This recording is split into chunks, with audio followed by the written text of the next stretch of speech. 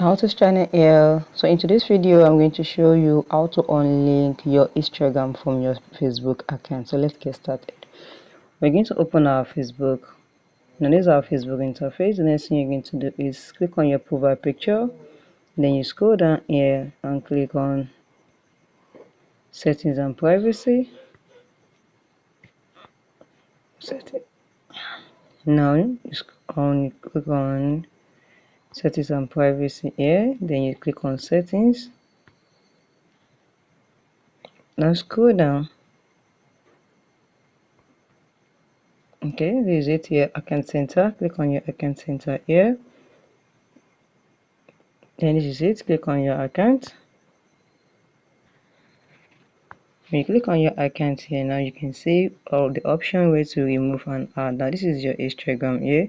Just click on remove, and yes, click on yes, remove Instagram. What is it, guys? Our Instagram is being removing. That's it, you remove your Instagram.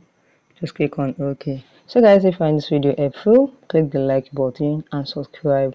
Thank you guys.